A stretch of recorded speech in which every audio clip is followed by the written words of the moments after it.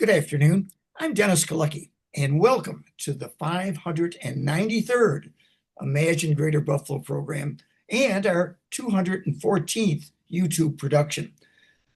These are hosted by our wonderful, very public downtown Buffalo and Erie County Library. So we're glad you joined us today. Thank you for doing so. This program is created by the Center for the Study of Art, Architecture, History, and Nature, or C-SAAHN, as I like to pronounce the acronym, and ImagineLifelongLearning.com. Now, before we get started, just a little housekeeping. Everyone watching will be muted and your video turned off. If you do have a question or comment, please type it into the chat box, and we'll go through them at the end of the presentation as time allows. We are recording this program so you can watch it again later on the Central Library's Facebook page and YouTube channel. And please, we certainly hope you share the link with others. Now, on to our featured speaker. Joining us today is Shaun Wilson. Shaun is the board president for Friends of the Niagara Turtle. Now, this is a wonderful building that if you've visited the falls on the American side, you saw the Niagara Turtle. And finally, we're going to hear a little bit of a story of how of its background and its future. So Shaun, please start us off by telling about yourself and your work and the Niagara Turtle. Take it away, Shaun. Thank you. Thank you so much for having me here, and welcome everybody. So yes, I'm Shaun Wilson, board president of Friends of the Niagara Turtle, and I have about 30 photos to go through for the slideshow here. So I'll be explaining each of the photos and then just kind of explaining our process. And then feel free to put your questions in the chat, and we'll get started. So let's see here.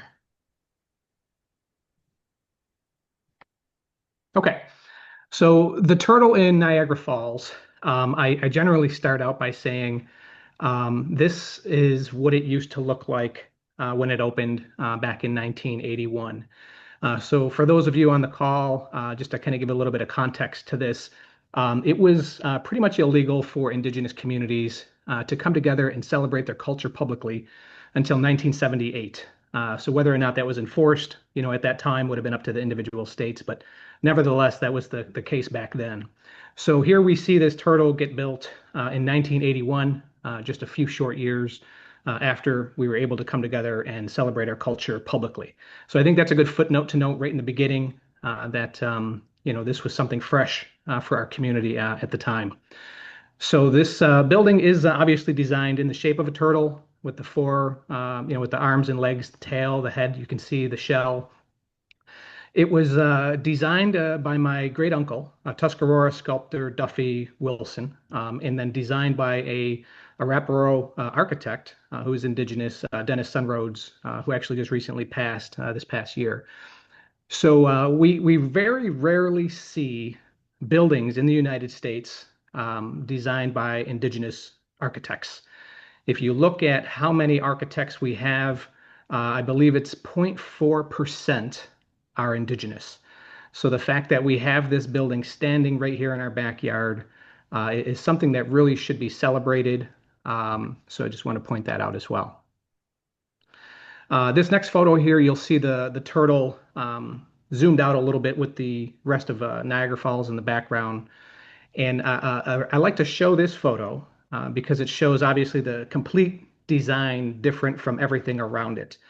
When the turtle opened in 1981, there were reputable architecture magazines that even refused to carry this story because the rest of America thought it was silly that you would build something in the shape of an animal. But with this one, it's near and dear to our Haudenosaunee creation story, of North America being Mother Earth. So our creation story is that Sky Woman fell from the sky, landed on the back of a turtle, and started dancing, and then now it's how we get North America. So not just to the Haudenosaunee, but to many Indigenous cultures here in North America, the turtle is very significant. So the fact, again, something like this right in our backyard, I just wanted to point out how the building is so much more different than everything around it. So here on the left, you'll see the head of the turtle.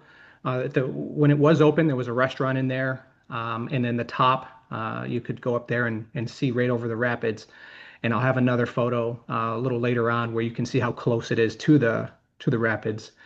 The Sky Dome, there's a little bit in the middle there. You can see a raised um, design on the roof. That's actually an Eagle Sky Dome that lets the light in, and then it hits a hardwood floor made of red oak and maple with a star quill design on the center dance floor.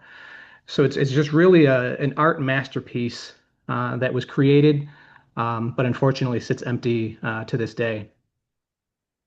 So here's another photo of that sky dome from the inside, as well as you can see a little bit of the exhibits on the first floor, and then certainly the second floor. You could walk all the way around this turtle and take in the culture. And then this is an interior shot of the Eagle Sky Dome, which is a messenger to the creator.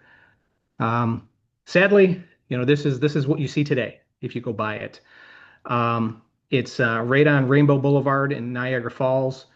The building has obviously lost its color, and this was a few years ago here, but you can see that there's noticeable fading on the head of the turtle, and it's just been sitting empty for so long. Here's another one, just kind of showing you up close, some of the condition, unfortunately that the turtle is currently in.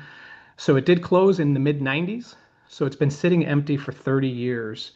It's currently owned by NFR, which is Niagara Falls Redevelopment. And our goal, with Friends of the Niagara Turtle, is to work to acquire this turtle and get it reopened, for the indigenous community and the entire community. And really not just New York State or Niagara Falls. This would be an entire Northeast destination. It's important to point out that when the turtle originally opened, it was the largest indigenous center in the eastern United States. And we are, the United States is coming upon its 250th, anniversary. So we like to tie in that if you go back and research, what the United States looked like 250 years ago, you'll clearly see if you're in the Western New York region that you wouldn't have been sitting in the United States. This would have been Seneca territory. So we were here and we're still here. So it's an incredible opportunity for this region to show its honor to the indigenous culture, to the original peoples of this land. So that's important to point out as well as the country approaches its 250th anniversary to be reminded of this building that's just kind of sitting empty for 30 years. Here's another one. Unfortunately, there was some vegetation growing out of the gutters. This is a little concerning because we did get the blueprints for this building, and there's supposed to be some sort of a tar sealant in there, and we're concerned, that there could be some water damage, obviously going into the building. So again, with it just sitting empty for so long, there's a concern of its upkeep. And on the other side of the photo, you can't see it in this shot, but where the heating and air conditioning would be, I would say there's a 20-year tree growing out of that. So the building appears to just be sitting to be neglected until it has to be demoed, until something else can be put in its place. But I think it's important to have something not only for today's indigenous culture, but the generations yet to come. So where do we go to gather? So if you're familiar with the reservations and how indigenous communities were forced to live on reservations for so many years, now what you see is about 85% of us living off territory. So, we're your neighbors, we're your coworkers, we're your, peers at your schools and your classrooms. And, from what I've been speaking in the community to indigenous communities is there's a need for the indigenous community to come together and gather. So we need a space to gather. And really, what better, opportunity than the turtle right here in our backyard. So this next one here, some more decay that you see on the building. And then this is the photo that I was referencing earlier. You can see how close it is to the rapids. Now, it's important to note that we've heard it said before that the turtle could be dismantled, taken apart, and moved to another location. It seems that the owners want the land. And this photo really does show probably why, another company or another real estate developer wants the space to put, their idea in its space. But again, the indigenous community, this is our original homeland. This is our ancestral homeland. So how do we not have a space to come together and celebrate our culture publicly? I think that's the biggest question. So again, with Friends of the Turtle, we did try to get the building landmarked, which would have prevented the owner from changing its design or tearing it down or things like that. So unfortunately, that did not pass.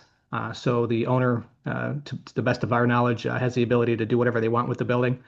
So we're here just to raise awareness before anything like that happens. That we're here and the community is still here, the people are still here. We're just looking for a spot to gather in. So here's just a small group of us that did gather, when we tried to get the building landmarked, where it unfortunately did not pass. So that's when the Friends of the Niagara Turtle really started to ramp up our tabling opportunities, as you see here. We pretty much went all throughout the region, from the Buffalo area all the way over through Rochester, just advocating for this building and how important it would be to save it. This is another photo of us here locally at the Buffalo History Museum. Again, tabling, just spreading the word, for this important building right here in our community. Again, doing some more outreach events right at the AKG. We've been to Kleinhans. So any space in the region, we have been there to advocate for this building. Here's another photo of us just kind of cleaning up the sidewalks through the summer. Just right here on the left, you'll see 5 or 6 tour buses lined up all day long, all summer long, sitting next to a completely vacant building. So you do get about 9 million visitors a year that visit the Niagara Falls region. I'm aware that it could be a little lower this year, but I think what the story there is, you're getting visitors that come in to take in the history of this region. So they're visiting, say, the Underground Railroad Heritage Center, but you can't truly tell the story of this region without including the Haudenosaunee. So again, this is another missed opportunity where we could be bringing visitors through a building like this, showing them our culture, and that we're still here and we're still thriving, in that with our culture. The monks did a peace walk from Florida to Niagara Falls last year, and they caught wind, that we were trying to save this building, and they actually joined us in front of the turtle, as you can see here, and then offered a nice prayer chant. And if we do get the building back into Indigenous hands and opened again, the monks have offered to come back and do another blessing for us. And you can see we do have community support. When we do put the word out there, we're going to have something. You can see that the community comes out and you can still see the need for a building like this. And keep in mind, this is going to be a lot of local folks who live right near the falls. We do have a lot more folks that are interested in saving this building that are from further out, that can't get to the turtle for days like this. But yeah, there's definitely a big following to save the turtle. This one here, we did get the turtle listed as one of the 11 most endangered buildings in the entire United States from the National Trust of Historic Preservation. So that helps spotlight this to hopefully get some national attention, to save a cultural building of this significance. We have something right here in our hometown that's truly a treasure. This is just some media. It definitely has been covered, through newspaper, whether it be television interviews, and this might be a good time to kind of direct you to our website. If you do visit niagaraturtle.org, there are links to all of our media, whether it's a newspaper article or a video, from one of the news channels. So we encourage you to go through that. You'll get a lot of information, for our mission statement, and everything is right on our website. So again, this one here is we had a walk out at the Turtle for Indigenous Peoples Day. I think it's important to point out too, you can kind of add a little note in here, where is our holiday? So we see a lot of holidays throughout the year, and just within the last couple of years, we did see an Indigenous Peoples Day here in New York State, but I sadly think that they rolled that back federally. So again, we're still looking for recognition that not only we're still here, but it would kind of be nice to have a holiday along with that. So here you have a few community members that walked to the Turtle on Indigenous Peoples Day last year. Next, this is just some of the news organizations that came out for our announcement when the building was listed as one of the 11 most endangered buildings in the entire United States. So again, just continuing to spread our message wherever we can. Now, these photos here um, are from the community. So when we started tabling, this is back before cell phones, before you had a digital photo right on your phone that you could email or text to anybody. This is back when you had to get your photos developed, wait for them to come in the mail or pick them up. So it's something that people have to dig for, whether they're in their basements and boxes or what. But we got some of these photos in, and it shows you what we were celebrating in this building back in the early 80s. So you can see that not only were folks lined up on the staircase in the previous photo, but here on the second and third floors, folks would just be lined up all around watching the powwows that we would have there.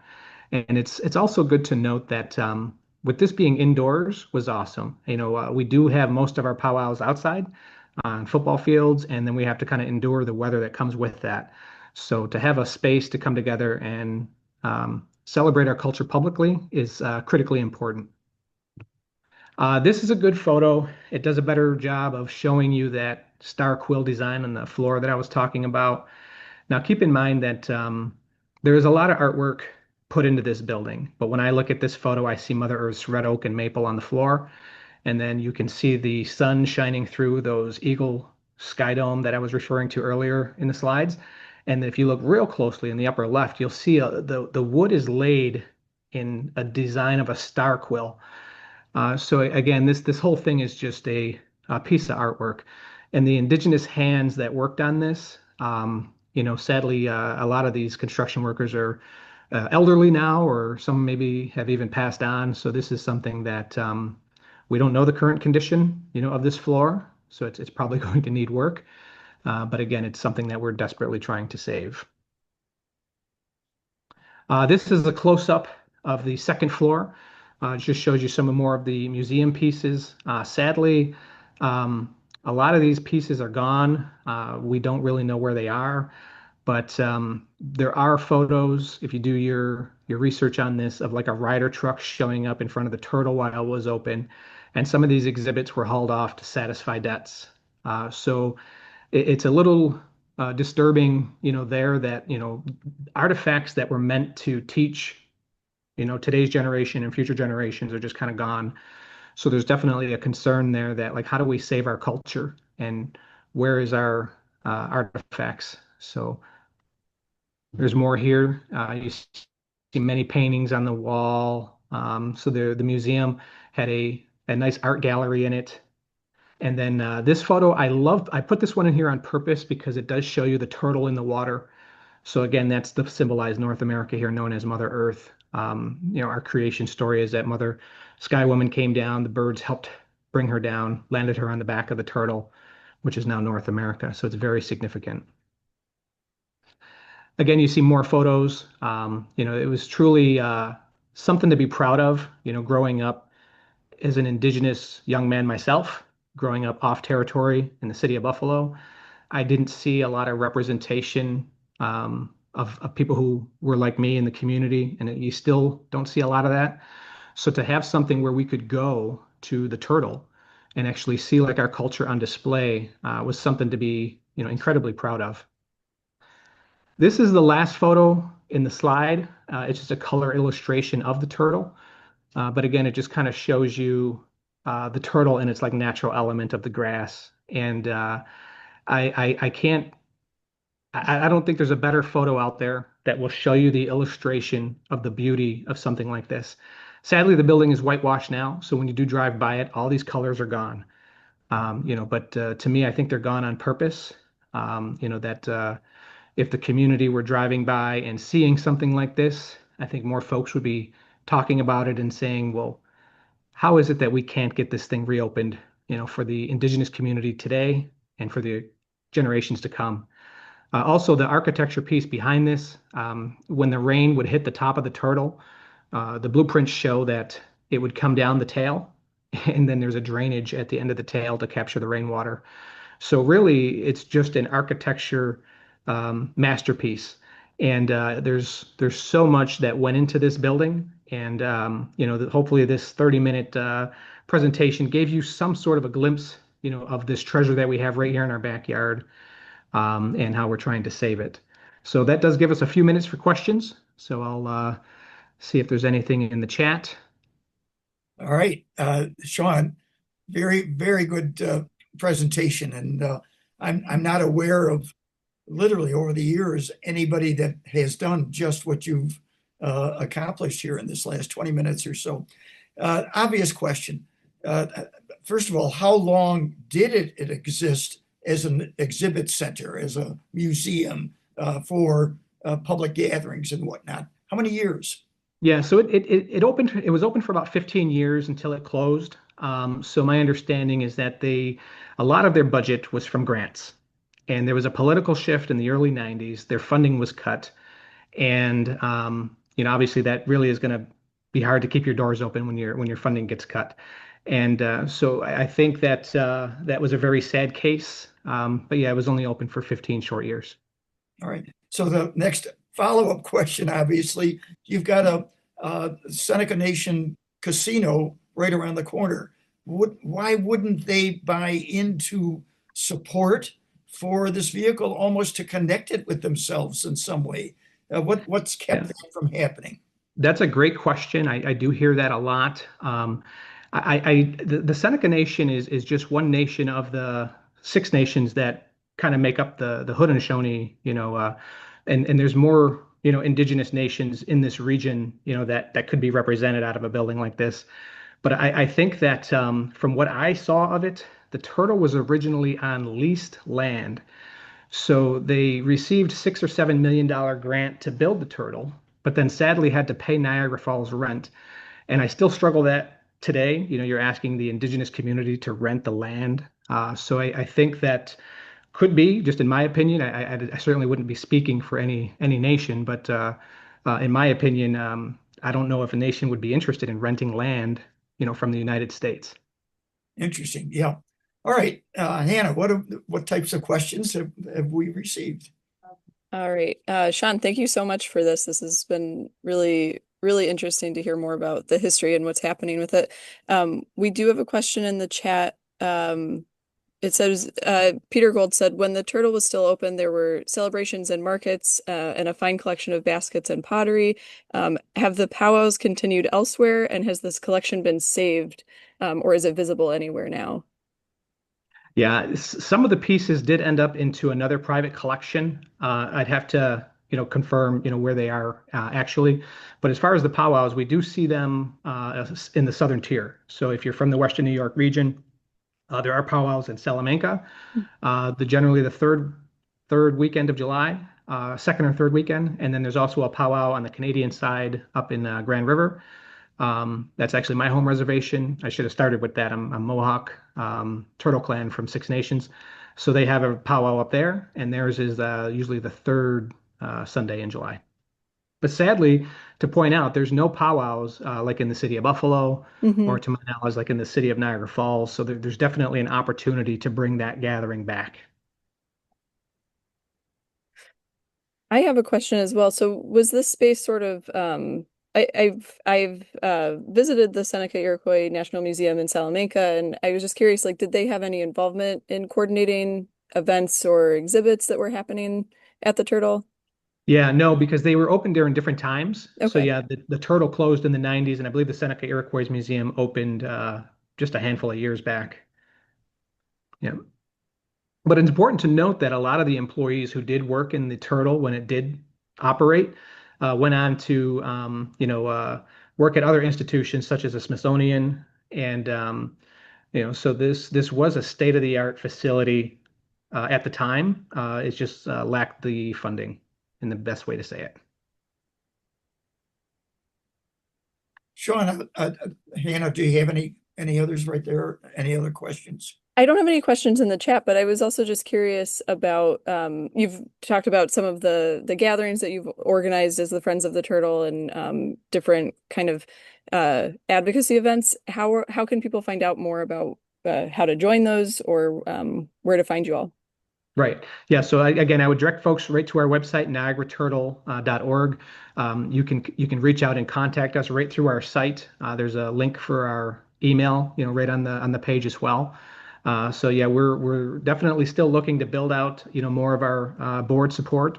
So we do have certain expertise that we're looking for because this conversation needs to start getting a little bit more broader. So we start to talk, okay, well, what are the next steps? Such as getting an evaluation on this building. What is it worth? What is it going to need to bring it back to life, so to say? Hmm. Shaun, I mean, all of America, you could look through the lens of pre-America as we know it and say the land was all by, owned, but not owned, I'm sorry, used by indigenous folks. Are there any examples throughout the country of sustainable places to tell the story of that local uh, folks that would have been there? Where south, north, Yeah. east or west? Are there any that are sustainable, not just depending on government grants or but trying to do what a friends organization like yours is really attempting to do, develop Yeah. such broad awareness that something can be sustained after it gets started. Any Yeah. examples? Yeah, it's a great question, and I think that we have seen a few buildings that are in the works. The recent one that I heard of was in Ohio. I believe it was one of the universities that was helping to construct a $20 million facility where, they're going to be reteaching the culture that was forcibly removed, from our ancestors in the boarding schools. And that's the vision that I kind of have for something like this is we're not too far from Orange Shirt Day, on September 30th, where the indigenous community wore orange to recognize basically how our culture lost, or so many of us in our culture lost the ability to speak our native language, our culture, our heritage. So we look at the turtle as an opportunity that we could be relearning the very culture that was forcibly removed from our ancestors inside a turtle. So it wouldn't act as just a museum, but basically an education center to re-educate the indigenous community that wants it.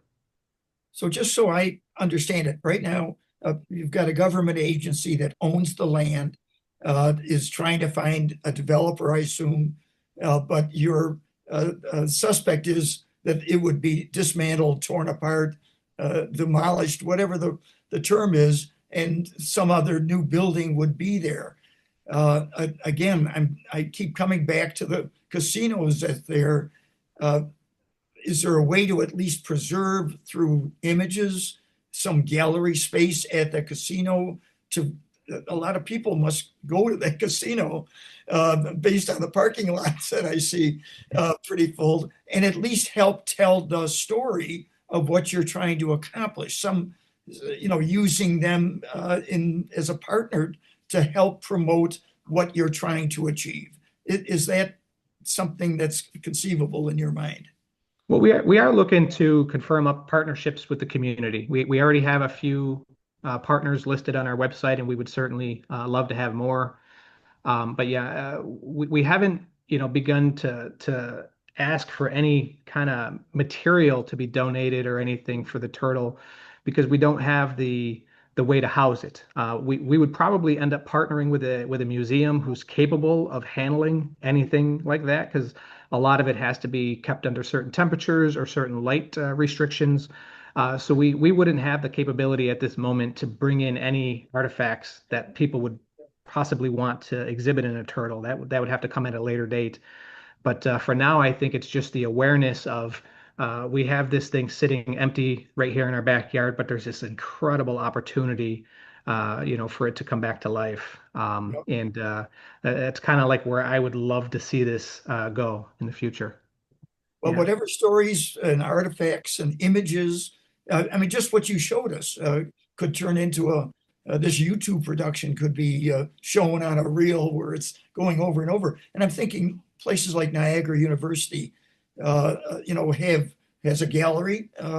Maybe this could be an exhibit, something that just gets the word out there beyond just yourself trying to be the prime spokesperson. There's only so many of you, and that's one. So just suggestions to say, how do you get the word out and engage the community to want to get involved? Yes, yes. And even just coming in today and doing this presentation, it's another opportunity to get this material hopefully into the hands or to the knowledge of somebody who's their light bulb will click on and say, well, one thing I will kind of end with is it really can't just be the indigenous community talking about this. We're less than 1% of the population. So what happens when less than 1% of the population is talking about it? It sits empty for 30 years like it has. It's not until the larger communities like nudging people to say, hey, they have a point. Why is this thing sitting empty and what can be done? And let's start chatting about it. Yeah. Well, this image that you leaving us with the colorful image that it is, the look down, the image of a turtle on land, not about buildings, a little clip of water there on the edge, upper right-hand corner, is a good logo type of image for you to at least spark the imagination of people of goodwill that want to or can see the potential. They did in 1981, and they certainly can again.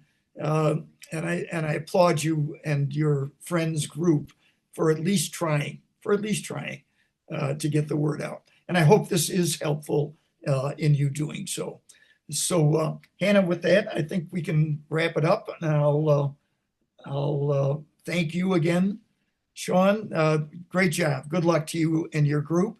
And folks, thank you for joining us. Now, you've heard about the Seneca Chief, how it left on the celebration of the Erie Canal's 200th anniversary this year. And they made successful journey to New York City. And we, I think, will be the first folks next week to get a beautiful summary from Brian Trazak and Ann Conable. Brian's the executive director of the Buffalo Maritime Center, and Ann Conable sits as the president of the board. And they're going to be showing us all the stops they made along New York State and all the activities that happened when the Seneca Chief came to town. So join us next week. It's a great way to wrap up this year of remembrance of the Erie Canal on its 200th anniversary. All right. Hope to see you next week. I'm Dennis Galucki. Be well and good day. So I just sent